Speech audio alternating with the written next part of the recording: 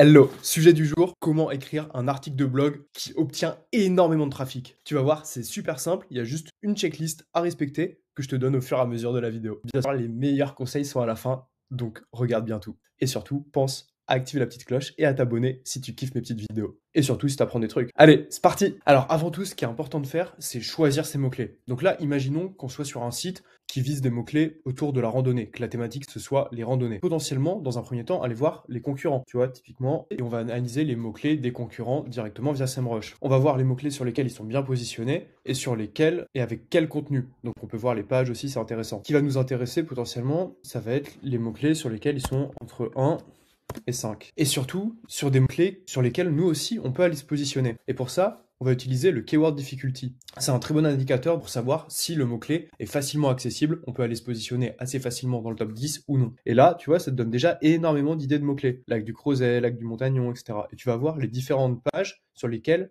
ils ont réussi à positionner le contenu. Donc là, ils sont deuxième avec cette page. Ça veut dire que le contenu répond très très bien à l'intention utilisateur, à l'intention que Google veut sur cette requête-là. Donc, si tu fais un contenu un peu dans le même style que le leur, il n'y a pas de raison pour que tu ne te positionnes pas.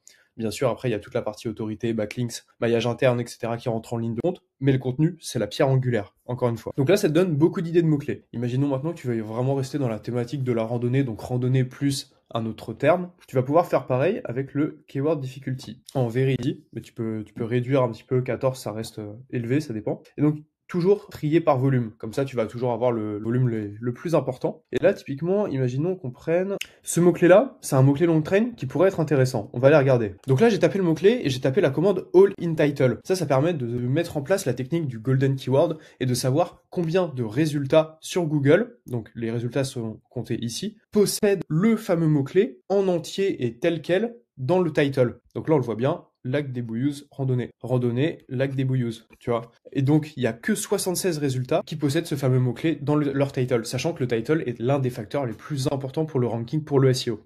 Donc, ce qu'on va faire ensuite, c'est qu'on va diviser ces 76 résultats, donc 76, par le search volume, 480, ce qui nous donne un ratio à 0,15. Et dans la technique du Golden Keyword, si ton ratio est en dessous de 0,25, ça veut dire que tu peux te positionner très facilement sur le mot-clé. Donc, on va faire un contenu autour de ce mot-clé-là, lac des Bouillous randonnée, et donc on va l'inclure dans le title, etc. Et je vais te montrer exactement tous les éléments qu'il va falloir avoir dans ton contenu pour être sûr de te positionner et d'aller choper à minima 480 de trafic. Moins forcément parce que en fonction des résultats sur la SERP, les clics sont divisés, mais il y aura énormément d'autres mots-clés qui seront positionnés aussi, donc qui te permettront d'obtenir du trafic. Alors, en gros, si on va sur WordPress et qu'on prend les éléments un par un, déjà, il va falloir qu'il y ait le mot-clé directement dans le titre. Quand on regarde ce fameux article, ils sont sur que faut-il savoir? Ok, intéressant. Et de notre côté, si on enlève le All in Title, on va avoir vraiment tous les résultats qui parlent de ce sujet. Et là, tu vois, on a Décathlon Outdoor à la découverte des lacs d'altitude. Ok, intéressant. Donc, lac d'altitude, ça peut être des mots-clés à ajouter aussi dans le contenu. Le barrage du lac des Bouillous. Ok,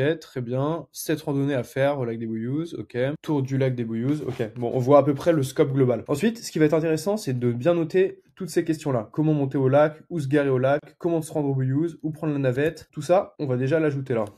On va mettre un petit onglet FAQ. Et donc, c'est des questions sur lesquelles il faudra trouver une réponse et ajouter une réponse dans le contenu. Pareil, tu vois, là, je clique juste à la fin et on va avoir plusieurs idées de mots-clés. Carte, accès voiture, ok. Donc là, je vais aussi ajouter une partie contenu et ce qu'il va falloir qu'on ajoute dans le contenu. Carte, accès voiture. C'est tous les mots-clés et tous les sujets qu'il va y avoir à traiter dans l'article. Distance, randonnée 9 lacs, 7 lacs, 12 lacs. Ok, donc ça, randonnée 7, 9, 12, lac des Bouillous. Ça pourra être des parties et il va falloir ajouter ces termes-là aussi. Hop, on va ajouter distance, on va ajouter temps. C'est souvent des informations qui sont intéressantes pour la randonnée. Donc là, on met un petit peu toutes les données, toutes les datas qu'il va falloir que le contenu reprenne au fur et à mesure. Maintenant, on va voir les deux premiers résultats sur le mot-clé, parce que ça veut dire que ce sont les résultats que Google valorise le plus, qui ont la meilleure intention de recherche, et du coup qui répondent à 100%. Donc là, on est sur le premier contenu, l'un des plus beaux lacs des Pyrénées, nanana, ok. D'altitude, ça, c'est du mot-clé à ajouter. Le barrage,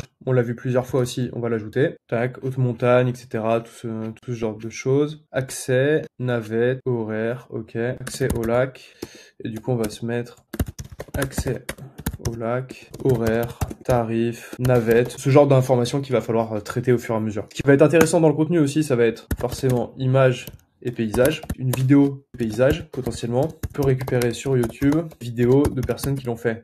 Ça peut être très intéressant pour montrer aussi, avoir le côté humain. Ce qui va être intéressant en plus, c'est un tableau des données, un récap de la rando, en gros, avec notamment les chiffres intéressants, donc kilomètres, temps, difficulté, prix potentiellement, etc. Après, ce qui va être intéressant aussi, vu qu'on parle de randonnée, ça va être type de terrain et matériel nécessaire. Est-ce que c'est du trail, est-ce qu'il y a beaucoup de dénivelé, etc. D'ailleurs, le dénivelé est intéressant aussi. Toutes ces informations-là, en gros, ça va permettre de donner de la data, de donner de la matière, de donner de la valeur ajoutée à la personne qui va regarder, qui va lire ton contenu. Si on retourne sur le premier contenu, tu vois, notre conseil, bref, ils ont des photos, des vidéos, ça c'est intéressant, et voilà, il n'y a pas grand chose de plus. Du coup, en deuxième résultat sur le mot-clé long train qu'on vise, on a Decathlon. Decathlon, ils sont très forts en SEO, en plus, faut le savoir. Et tu vois, ça, c'est super important. Laurent Bourrelli en parle très bien, c'est le jeu du mot mystère. En gros, dans les 500, même 300 premiers mots, si tu enlèves le fameux mot-clé, est-ce que tu arrives à comprendre le sujet de la page? Si tu y arrives, c'est que tu as très bien fait ton boulot et que le SEO est top, parce que tu parles de toute la sémantique autour, etc. Et ça permet de comprendre de quoi on parle sur la page très facilement, sans avoir besoin du mot-clé. Et ça, c'est très important pour les moteurs de recherche, ce qui permet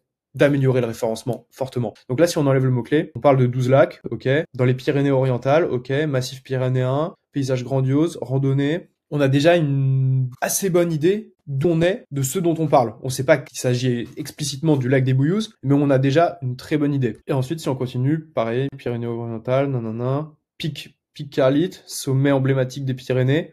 Ok, tu vois, on affine au fur et à mesure et on se rapproche du fait qu'on parle du lac des Bouillouzes et des randonnées autour de ça. Donc il faut que tu fasses exactement pareil dans ton contenu, que tu fasses une espèce d'introduction, mais qui introduise parfaitement le mot-clé sans même avoir le besoin de le mettre. Bien sûr, tu vas l'ajouter. Là, je te parle juste dans la théorie de ce qu'il faut faire. Tu vas l'ajouter parce que c'est important de l'avoir dans le titre ici, de l'avoir dans l'intro, de l'avoir dans les différents titres de la structure de ta page. Mais, encore une fois, garde à l'esprit le jeu du mot mystère. Ça, c'est super intéressant pour améliorer ton référencement et permettre à Google de comprendre de quoi parle ta page, de quoi parle ton contenu, sans même avoir besoin de mettre ton mot-clé. Tac, du coup, tu vois, il donne pas mal d'informations. Hop, activité. On pourrait ajouter un petit que faire au lac des Bouillouzes. C'est intéressant. Que faire au lac des Bouillouzes. Donc là, tu vas avoir déjà, tout ça, tu vois, tu peux typiquement leur en faire des titres. Carte du lac des Bouillouzes randonnée, lac des Bouillouzes, accès voiture, ça ira plus dans la partie FAQ. Une première partie, les informations sur la randonnée. Ensuite, que faire au lac des Bouillouzes, potentiellement. Ensuite, les différentes randonnées. Et là, tu fais des H3 avec les différents tracés de randonnée. Du coup, tu mets en dernière partie que faire d'autre que la randonnée au lac des Bouillouzes. Et comme ça, tu vas retracer très très bien le scope, toute la sémantique qu'on a vu au fur et à mesure. Et à la fin, tu ajoutes tes petites FAQ pour répondre à toutes les questions additionnelles sur le contenu. Et du coup, tu parsèmes ça avec tableau de données. Et dès que tu as des prix, dès que tu as des chiffres, dès que tu as des informations un peu de ce style-là, intéressant d'avoir un tableau de données. Et bien sûr,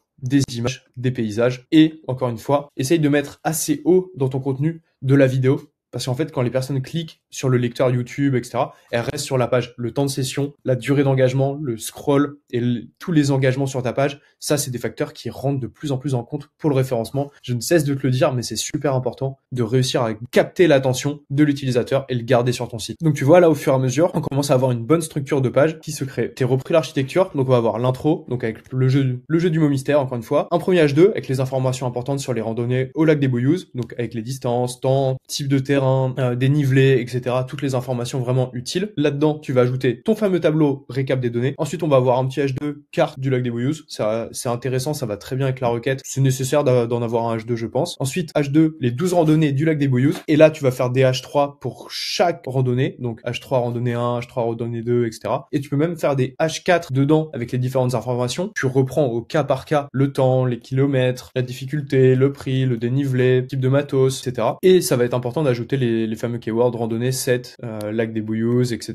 qu'on avait vu sur SEMrush. Et ensuite, tu parsèmes ça d'images et de vidéos. Et bien sûr, tu reprends tous les keywords que tu as pu voir au fur et à mesure, lac d'altitude 2000 mètres, barrage, etc. Et ensuite, tu fais une partie FAQ, toutes les réponses à vos questions sur le lac des Bouillouzes. Et du coup, comment monter, où se garer, accès, comment se rendre aux Bouillouzes, etc., etc. Avec tout ça, tu as la recette parfaite pour créer le contenu qui répond parfaitement à l'intention de l'utilisateur. Tout ce qui va te manquer maintenant, c'est le title, qui est le facteur très important aussi pour le référencement. Donc là, tu viens de voir, j'ai repris le title du premier résultat et je le mets ici. Lac des banlieues, randonnée. Ça, c'est ton mot-clé principal, donc il faut qu'il soit comme ça absolument. Et toi, ce qu'il va falloir que tu fasses, c'est que tu améliores ce title pour qu'il soit encore plus engageant, qu'il obtienne du CTR, du clic et qu'il apporte du trafic. Donc, Lac des Bouillous, randonnée, par exemple, on vous dit tout et après, quelque chose comme guide complet comme ça. Ça peut être une première version, donc très informationnelle. Mais on peut aussi aller l'améliorer, cliquer pour ne pas regretter. Tu vois, là, ça pousse au CTR, ça pousse au clic. Cliquez pour ne pas regretter. Ou alors, ne passez pas ces merveilles. Tu vois, là, il y a tout le côté suspense. Tu sais pas trop à quoi t'attendre, mais t'as l'impression que ça va être incroyable. Du coup, tu vas cliquer. Et encore une fois, sur Yoast SEO, donc là, sur WordPress, c'est pas grave si la barre est en rouge. Faut pas se laisser berner par ça. Là, avec le nombre de caractères que j'ai mis, normalement, le titre devrait s'afficher normalement sur Google. Tu peux aussi faire tout simplement un guide de randonnée